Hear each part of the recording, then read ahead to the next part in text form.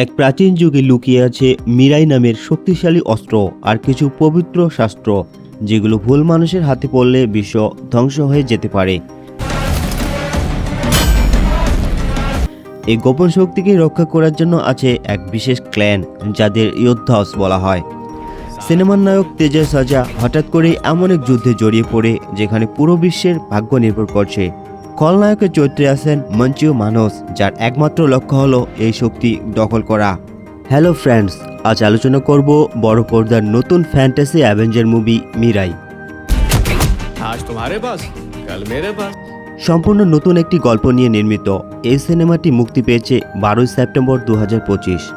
এটি মূলত তেলুগু ভাষার সিনেমা, কিন্তু হিন্দি, তামিল সহ বহু ভাষায় এটি ডাবিং করা হয়েছে। এই সিনেমার প্রধান চরিত্র অর্থাৎ নায়কের ভূমিকায় রয়েছে তেজা সাজা। এই সিনেমায় নারী প্রধান চরিত্রের অভিনয় করেছেন ঋতিকা নায়েক। এছাড়াও অনেক গুরুত্বপূর্ণ সাপোর্টিং ভূমিকা অভিনয় করেছেন শ্রিয়া সানাম, জগপতি বাবু এবং জয়ারাম।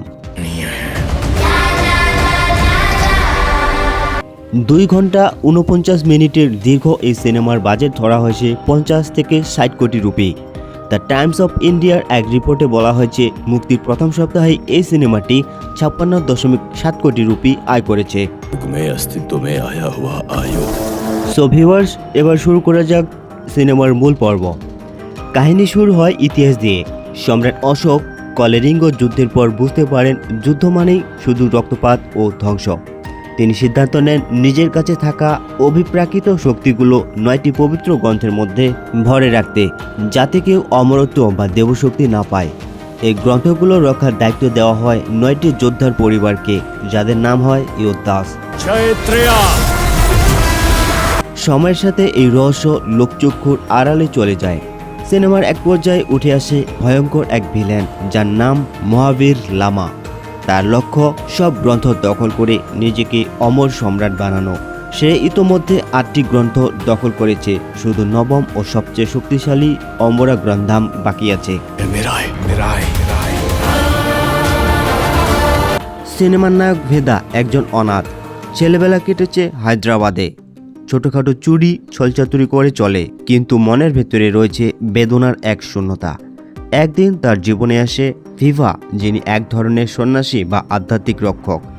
ভিভা ভেদা অর্থাৎ নায়ককে জানায় সে আসলে সাধারণ ছেলে নয়, বরং অমরা গ্রন্থাম অর্থাৎ নবম গ্রন্থের প্রকৃত উত্তরাধিকারী। প্রথমে ভেদা ভিভার কথায় বিশ্বাস করে না, কিন্তু মহাবীর ও তার সেনারা যখন আক্রমণ করে, ভেদা নিজের লুকানো শক্তি প্রকাশ করতে শুরু করে। ভিভা তাকে প্রশিক্ষণ দেয় কিভাবে তার ক্ষমতা নিয়ন্ত্রণ করতে হবে এবং কিভাবে একজন রক্ষক হওয়া যায়।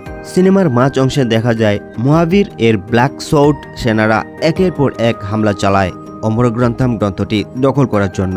ভেদা ও ভিভা পালিয়ে থাকে বিভিন্ন প্রাচীন লোকেশনে যায়। এখানে ভেদা জানতে পারে তার জন্ম রহস্য। সে কোনো সাধারণ অনাথ নয়, বরং সেই প্রাচীন যোদ্ধাদের উত্তরসূরি। ভিভা প্রকাশ করে যে তার পরিবারও একসময় এই পবিত্র দায়িত্বের অংশ ছিল। শেষমেশ সিনেমার গল্প পৌঁছে যায় এক গ্র্যান্ড যুদ্ধের দিকে। মহাবীর সরাসরি ভেদার মুখোমুখি হয় অমরা গ্রন্থাম দখলের জন্য।